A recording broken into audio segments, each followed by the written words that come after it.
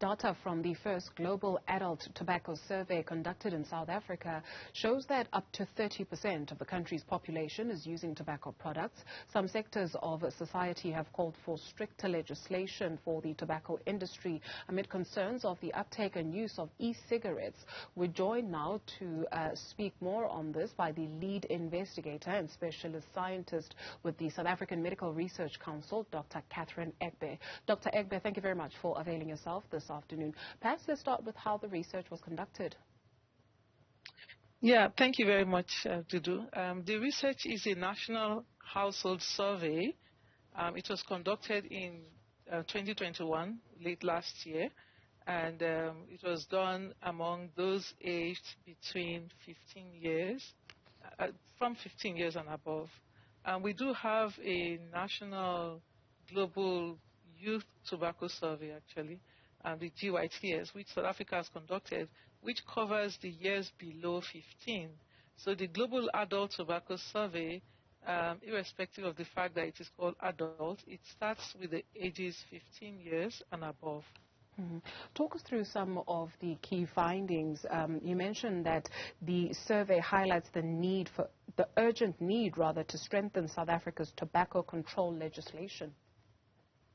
Yeah, you know, you must have heard of the Control of Tobacco Products and Electronic Delivery Systems Bill, which was open for public comments in 2018. That bill is still, going through the legislative process to get it into a law.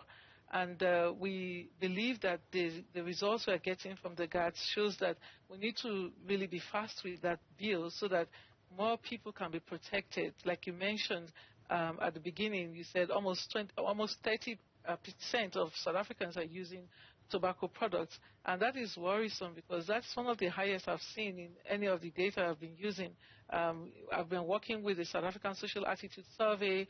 I've worked with the other survey, the South African Demographic and Health Survey, and I've not seen tobacco use this high, although this is the very first global adult tobacco survey that South Africa is implementing. But regardless, it still calls us to really do something about this, because as more and more people are getting hooked on nicotine and dying from tobacco-related diseases, the delay becomes costlier. So we also found that more women are using smokeless tobacco than men. It has always been the case anyway, but this time the margin is so wide because the prevalence for men using smokeless tobacco is 1.1%, while that of women is 7.1%, which is quite huge. Let's expand on your point on the cost, especially when it comes to health, right? What are we seeing when it comes to tobacco use and the burden on the health system? Yeah, our own study, the Global Adult Tobacco Survey, what we found is that the mean amount spent on cigarettes per month is 263 rand by the average smoker.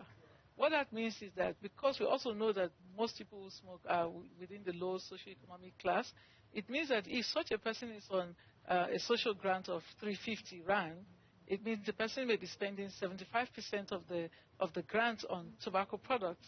And if you look at studies that have been conducted by colleagues at UCT, they found that the tobacco industry contributes about 12 billion rand to the fiscus, contributed. That was in 2016. And then what happened was that the government spent about 42 billion on health-related cost of tobacco use, as well as loss in productivity. So if you look at it, tobacco is taking more than what it is giving us. And so it's very important that at some point we need to start, doing the opportunity cost of allowing the tobacco industry to have a field day.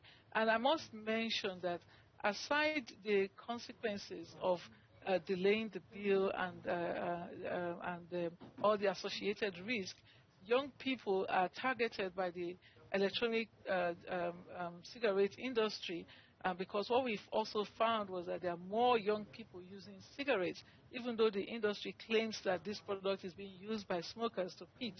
That was not what we found in the GATS.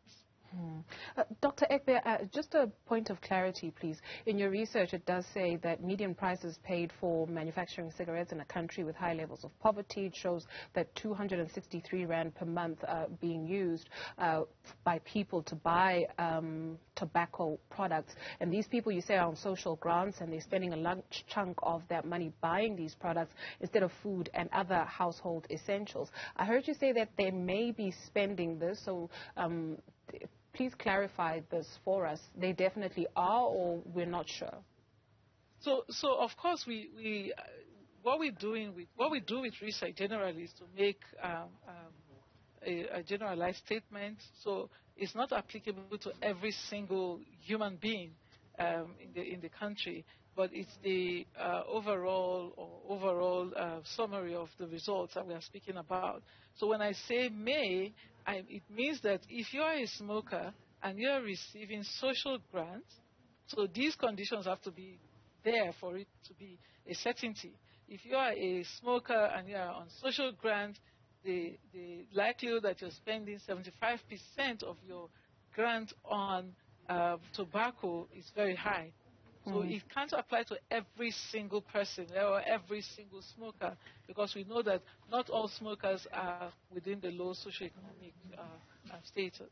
Fair enough. When we take a look at some of the measures in the bill, talk us through the plain or standardized packaging for tobacco and nicotine products. What do some of the respondents say here? Okay, so what we asked our participants, we started with the smokers. We asked them, our packages currently have what we call textual health warnings. That means the health warnings are only written out. There are no pictures to show you what tobacco causes. So we asked the smokers if they noticed the health warnings on the cigarette packs, and about 80% said they did. And then we asked, do you think of quitting after seeing these health warnings? And only about 36% said they thought of quitting.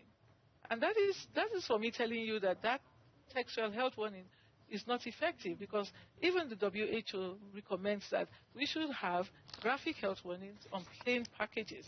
And then we also asked people who use hookah, and even less than half of those who use hookah said they saw the health warnings, and another less than half of that population said they thought about quitting. And then when we asked people about the need for instituting plain packaging or putting in place plain packaging, a good number, about 58%, said they agree that when you add plain packaging, when you add graphic health warnings, on plain packs, the likelihood that smokers will think of quitting is high. About 58% of the respondents agreed to that. And then when we ask people about what they think about even the smokeless tobacco, we know not many South Africans are using them, but they are supposed to also have health warnings. About half of them only said they noticed it. And only less than a quarter, or about a quarter, agreed that they thought about quitting when they saw the health warning. So that is to tell you that what we currently have is not working, which means what we have on the bill is what we need, and that means we need a bill as urgently as possible. Yeah, on that point, very quickly for us, please, Dr. Egbe, you did note that we have the highest amount of tobacco users in sub-Saharan Africa. What does this suggest? Is it because of non-effective laws or lax laws? What is it that we're seeing with other countries? So before now, I think before the WHO Framework Convention on Tobacco Control, which South Africa signed in 2005, South Africa was a leader in tobacco control in sub-Saharan Africa, because we had one of the strongest laws. And if you look at the prevalence from 1998, where it was about 30-something% to when the law was passed, after the law was passed, prevalence rates reduced drastically, up to 17%, and then it started going high again from 17% to 18% and 21%, and now we're having as high as 23% for smokers of manufactured cigarettes, and even as high as 29% for those who used all the smoked tobacco products. So what we'll say is the law at that time was effective, and it helped to reduce the prevalence, But we know that a lot of things have happened since that law was put in place. The WHO FCTC, for example, happened. We've only had amendments about 4 times on that law, but it still has not brought us at par with what the WHO Framework Convention on Tobacco Control wants South Africa to do. And part of what the Framework Convention wants South Africa to do is to put in place claim packages to institute 100% smoke-free public places and certain indoor workplaces and public places, as well as removing advertisement at the points of sale of these products, because they lure young people to start using these products. So I believe that is the law that has not become effective because of the changing times, which means we just need to, upgrade our laws and make sure that they are current. And for example, e-cigarette is not currently being regulated because the current law we have doesn't regulate e-cigarette. It doesn't have e-cigarettes in them. So what will happen is that the industry uses that legislative vacuum and does things that originally they wouldn't have done if it were tobacco products which the law applied to. So I think that at this stage it calls us Unfortunately, that's all we can right afford in terms of time. Dr. Catherine Egbe is with the South African Medical Research Council.